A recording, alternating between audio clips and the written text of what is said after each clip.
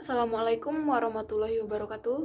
Perkenalkan, nama saya Elsa Cynthia, NIM 19016142, Prodi Pendidikan Bahasa Indonesia. Baiklah, pada presentasi kali ini saya akan menjelaskan topik pembahasan utama, yaitu konsep dasar, program tahunan, program semester, dan RPP. Pertama, saya akan menjelaskan tentang konsep dasar program tahunan atau PROTA. Program tahunan merupakan bagian dari program pembelajaran. Program tahunan memuat alokasi waktu untuk 1 tahun pelajaran dalam mencapai tujuan pembelajaran yang tertuang dalam standar kompetensi dan kompetensi dasar yang sesuai dengan yang telah direncanakan. Program tahunan juga merupakan program umum setiap mata pelajaran untuk setiap kelas, berisi garis-garis besar yang hendak dicapai dalam 1 tahun dan dikembangkan oleh guru mata pelajaran yang bersangkutan. Program ini perlu dikembangkan oleh guru sebelum tahun ajaran dimulai, karena merupakan pengembangan bagi program-program berikutnya. Program tahunan juga merupakan rencana penetapan alokasi waktu 1 tahun ajaran untuk mencapai standar kompetensi dan kompetensi dasar yang telah ditetapkan. Penetapan alokasi waktu diperlukan agar seluruh kompetensi yang ada dalam kurikulum sebelumnya dapat dicapai oleh siswa. Dalam program perencanaan penetapan alokasi waktu untuk setiap kompetensi yang harus dicapai disusun dalam program tahunan. Dengan demikian, penyusunan program tahunan pada dasarnya adalah menetapkan jumlah waktu yang tersedia untuk setiap kompetensi dasar. Untuk poin keduanya, yaitu komponen program tahunan. Komponen program tahunan terbagi menjadi 5, yaitu yang pertama ada identifikasi, yang kedua ada standar kompetensi, yang ketiga ada kompetensi dasar, yang keempat ada alokasi waktu, dan yang kelima ada keterangan. Poin ketiga yaitu ada tujuan dari program tahunan. Tujuan penyusunan program tahunan yaitu untuk yang pertama, untuk menata materi secara logis, sistematis, dan hierarkis. Yang kedua, mendistribusikan alokasi waktu untuk setiap pokok bahasan. Yang ketiga, mendorong proses pembelajaran menjadi efektif dan efisien berdasarkan tingkat yang telah ditetapkan. Yang keempat, memudahkan guru untuk mengetahui target kurikulum per pokok bahasan atau per bulan. Poin selanjutnya yaitu ada langkah-langkah perencanaan program tahunan. Langkah yang pertama yaitu menelaah kalender pendidikan dan ciri khas satuan pendidikan berdasarkan kebutuhan tingkat satuan pendidikan. Langkah yang kedua yaitu menelaah kurikulum, menelaah jumlah kompetensi dasar suatu mata pelajaran. Yang ketiga yaitu menandai hari-hari libur, permulaan tahun pelajaran, minggu efektif, hari-hari libur meliputi jeda tengah semester, jeda antar semester, libur akhir tahun pelajaran, hari libur keagamaan, hari libur umum termasuk hari-hari besar nasional. Langkah yang keempat yaitu menghitung jumlah minggu belajar efektif dalam 1 tahun. Adapun cara untuk menghitung minggu belajar efektif, yaitu yang pertama menentukan jumlah minggu selama 1 tahun. Yang kedua, menghitung minggu tidak efektif selama 1 tahun. Yang ketiga, menghitung jumlah minggu efektif dengan cara jumlah minggu dalam 1 tahun dikurangi jumlah minggu tidak efektif. Yang keempat, yaitu menghitung jumlah jam efektif selama 1 tahun dengan cara jumlah minggu efektif dikali jumlah jam pelajaran per minggu. Yang kelima yaitu mendistribusikan alokasi waktu belajar efektif ke dalam kompetensi dasar. Penentuan alokasi waktu harus mempertimbangkan jumlah jam pelajaran, struktur kurikulum, dan tingkat kedalaman materi yang harus dikuasai oleh peserta didik. Poin selanjutnya yaitu ada fungsi program tahunan. Fungsi program tahunan atau PROTA dalam kegiatan pendidikan pembelajaran yaitu yang pertama sebagai pedoman dalam menyusun program semester, program suatu pelajaran, dan juga sebagai persiapan dalam mengajar agar lebih rapi dan terorganisir secara lebih matang.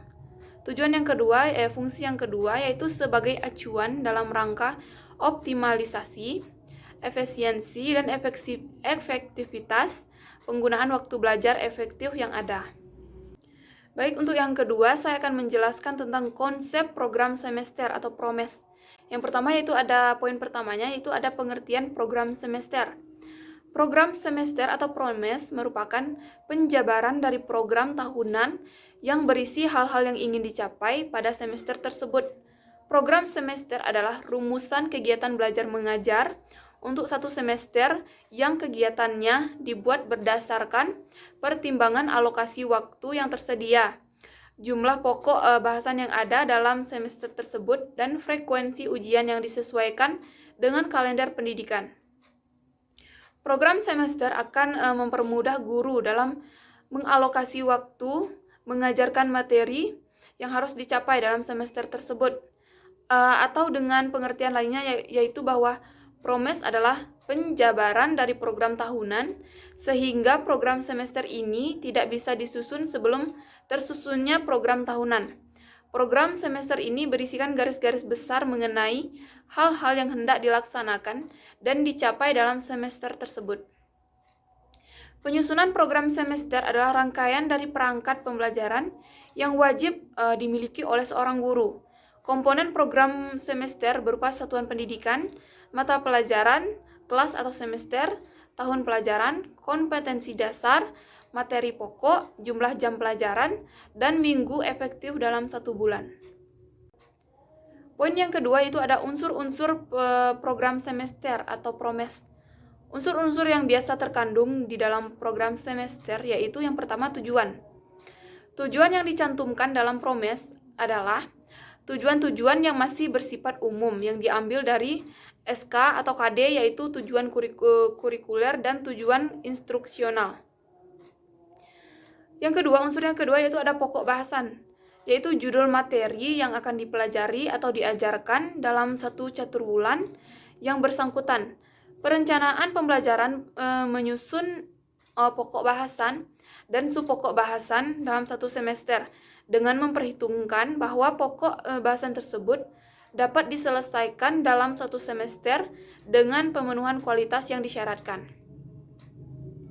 Yang ketiga yaitu ada metode mengajar, yaitu cara yang digunakan oleh guru untuk mencapaikan materi pelajaran. Dalam PROMES hendaknya dicantumkan metode-metode mengajar yang direncanakan yang akan digunakan dalam mengajar setiap pokok bahasan yang bersangkutan.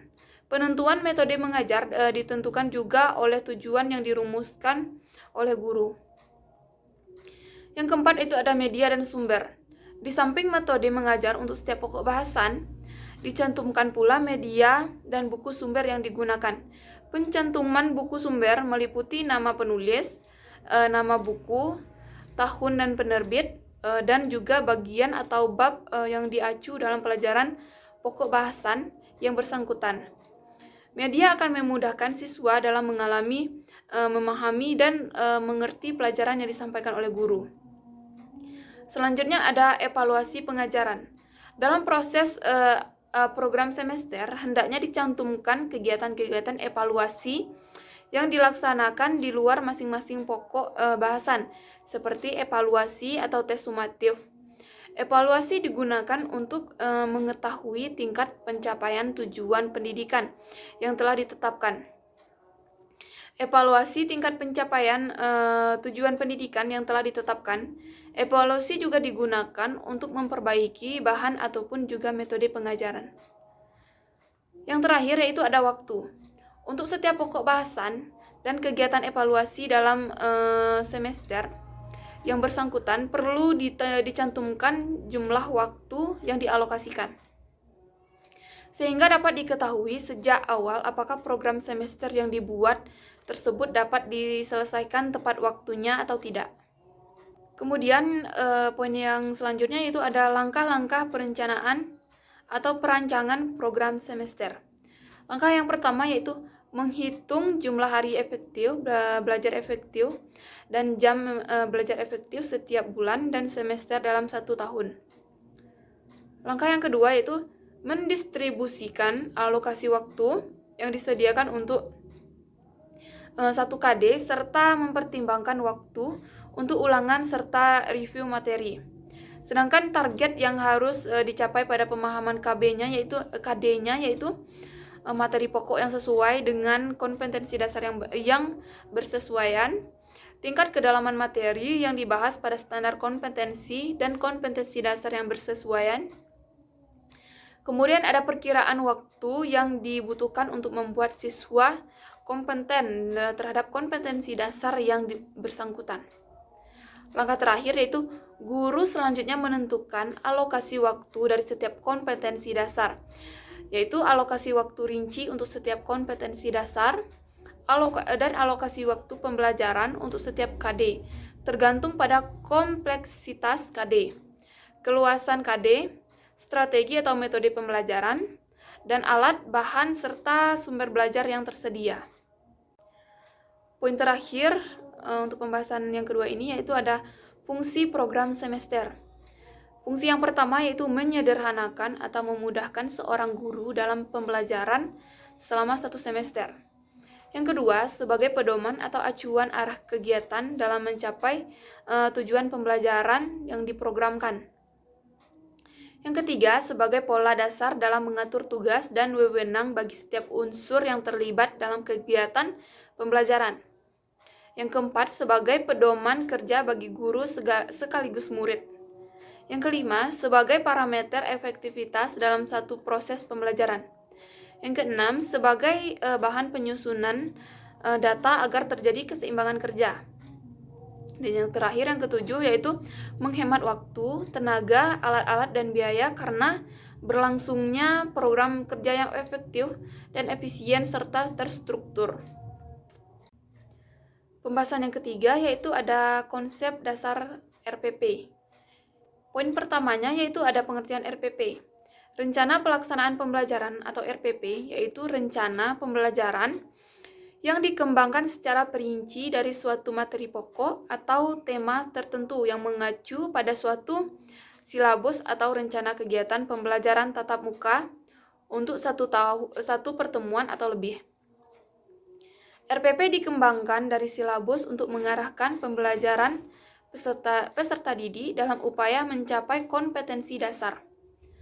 Setiap guru berkewajiban menyusun RPP secara lengkap dan sistematis agar pembelajaran berlangsung secara interaktif, inspiratif, menyenangkan, menantang, efisien, memotivasi peserta didik untuk berpartisipasi aktif, serta memberikan ruang yang cukup bagi prakarsa, kreativitas, dan kemandirian sesuai dengan bakat, minat, dan perkembangan fisik serta psikologis siswa. RPP disusun berdasarkan kompetensi dasar atau subtema yang dilaksanakan dalam 1 kali pertemuan. Poin selanjutnya yaitu ada tujuan RPP. Yang pertama, mempermudah, memperlancar, dan meningkatkan proses belajar mengajar. Yang kedua, bertujuan untuk melihat, mengamati, menganalisis, dan memprediksi program pembelajaran sebagai kerangka kerja yang logis dan terencana. Selanjutnya yaitu ada fungsi RPP. Sementara fungsi RPP itu sendiri yaitu sebagai acuan bagi guru untuk melaksanakan kegiatan pembelajaran agar aktivitas pembelajaran menjadi lebih terarah dan dapat terlaksana secara efektif dan efisien. Oleh karena itu, setiap guru di setiap satuan pendidikan dibebani tanggung jawab untuk menyusun RPP untuk kelas di mana guru tersebut akan mengajar. Poin selanjutnya yaitu ada prinsip-prinsip penyusunan RPP. Prinsip-prinsip penyusunan RPP menurut Permendiknas nomor 41 tahun 2007 tentang standar proses adalah yang pertama, memperhatikan perbedaan individu peserta didik. RPP disusun dengan memperhatikan perbedaan jenis kelamin, kemampuan awal, tingkat intelektualitas, minat, motivasi belajar, bakat, potensi, kemampuan sosial, emosi, gaya belajar, kebutuhan khusus, kecepatan belajar, latar belakang budaya, norma, nilai, dan lingkungan peserta didik. Itu yang kedua yaitu mendorong partisipasi aktif peserta didik.